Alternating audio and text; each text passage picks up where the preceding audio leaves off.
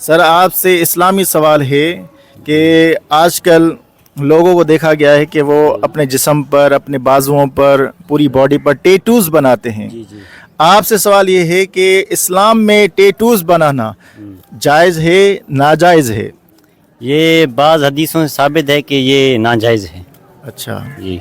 और अल्लाह के रसूल ने जो टैटूज बनाते हैं उसके बारे में क्या इरशाद फरमाया? उसमें उसने बताया कि ये हराम है, और लानत भी फरमाया? लानत भी हो रही लानत भी फरमाया। अच्छा, इसी से रिलेटेड सवाल है, एक शख्स है नॉन मुस्लिम, गैर मुस्लिम है, अब उसने अपनी ज़िंदगी में टैटूज बनाए, जी, कोई अंग्रेज़ है या और कोई है, पूरे जिस्म पे टैटूज बनाए, हाथों पर, अब वो हो गया है मुसलमान ठीक। और उसके जिस्म पर हैं टैटूज, तो क्या उस शख्स की नमाज होगी या नहीं होगी जिसके जिस्म पर टैटूज हैं? पहले वो गैर मुस्लिम था तब बनवाए थे, अब वो मुसलमान हो गया है। सही, यहाँ कोशिश करे कि वो उनको मिटाए, अगर वो नहीं मिटते तो हो जाएगी नमाज।